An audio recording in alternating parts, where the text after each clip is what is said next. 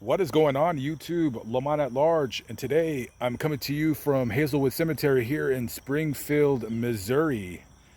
Today we're going to visit the grave of one of the greatest golfers that ever lived, and that would be Payne Stewart, and also talk about the tragic way in which he died.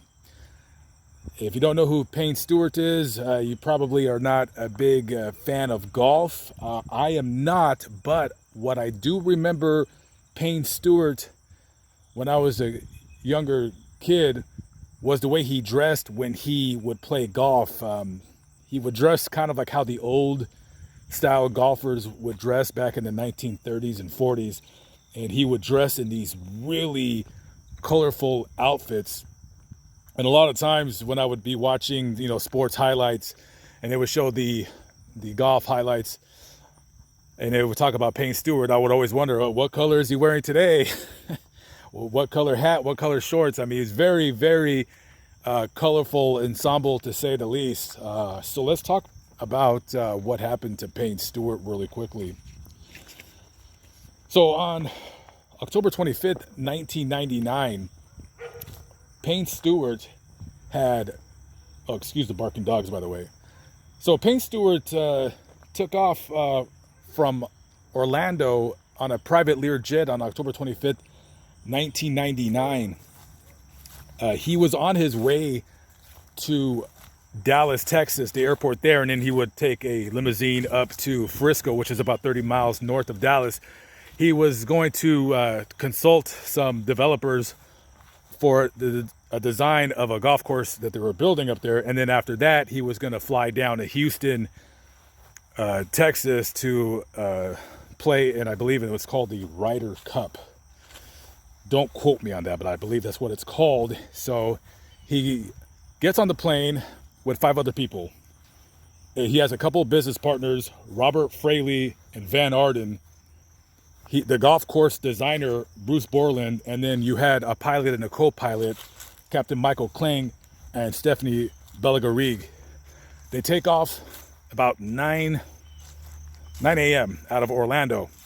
They're on their way to Dallas, so they're flying north up through Florida, and then they're going to start hugging the panhandle of Florida and continue on that southern route to Dallas, Texas. And the air traffic controller notices on their screens that this plane, I want to say about 15 to 20 minutes into the flight, this plane is starting to veer a little bit off of course. So they radio the plane and they said, hey, air traffic controller to Captain Klang, or whatever his call name was, you're veering off course. And they don't get a response.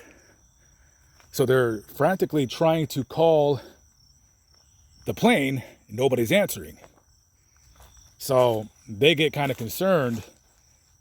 They got a plane that's flying in the sky. They can see it on their radar, yet nobody's answering. So they scramble an F-16 from a military base somewhere in North Florida. So the plane leaves the military base and starts chasing the plane. And at this time, the plane is flying over some part of Tennessee. The F-16 pilot is chasing the plane, finally catches up to it, and pulls up alongside the plane and notices that the windows are all frosted over. He can't see inside the plane, but he can see just frost on the windows. And as a pilot, if you have any experience, his first thought was that the plane lost pressure in the cabin. So he's looking at this plane and he's radioing the, his flight controller, and he says, hey, I see the plane. All the windows are frosted over. I can't see inside. So the first thing that people that know about planes would tell you is the likelihood chance that anybody on board is alive is pretty much 0.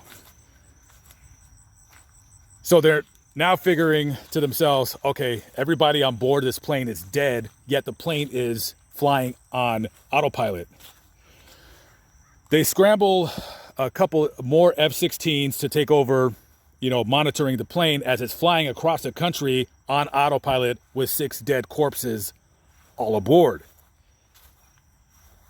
This was a very, very big story. This was all over live news. CNN, ABC, Fox, CBS, they're all monitoring this plane as it's flying across the country with no pilot, except for the computer controlling the airplane with Payne Stewart and the 5 other people aboard. Now, the 2 pilots that took off from Oklahoma, they're chasing this plane.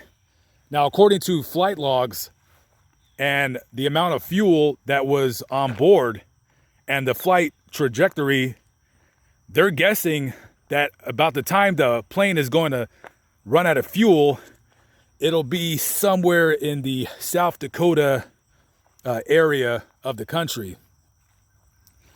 But you also got to think, if you're this pilot and you're chasing this plane, what's the first thing that you're thinking of?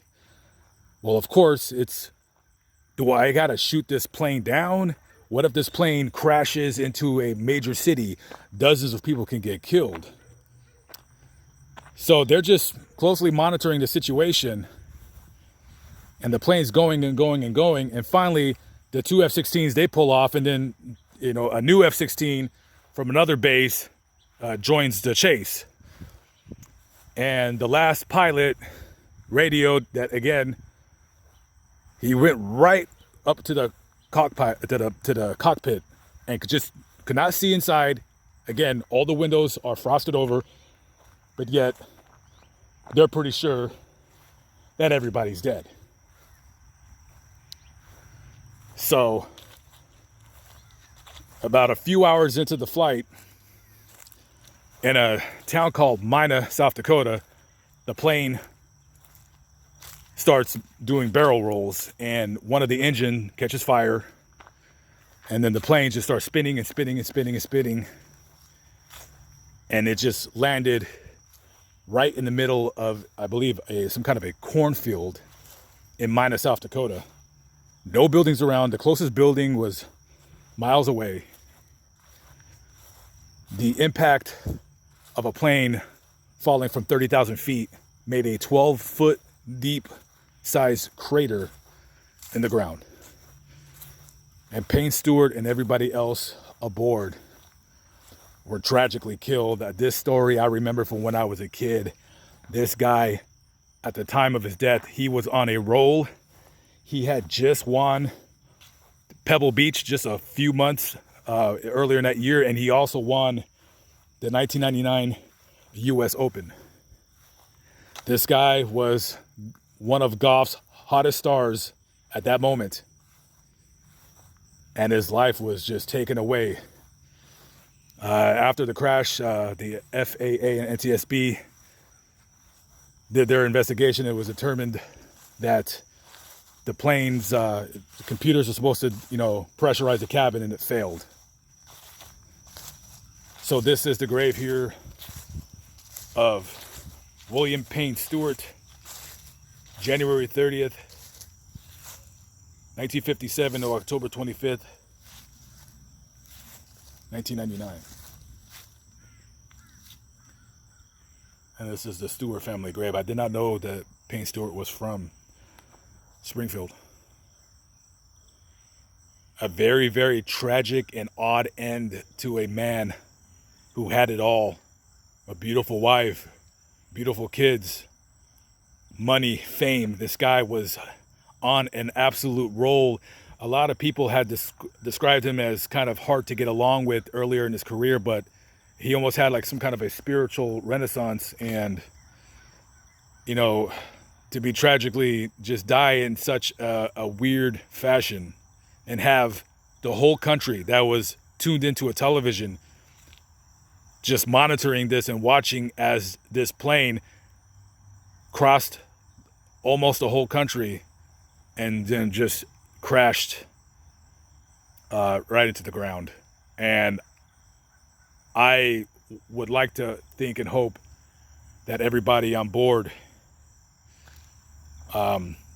died quickly, and maybe they didn't know what happened, but they all died from hypoxia, which basically there's no oxygen.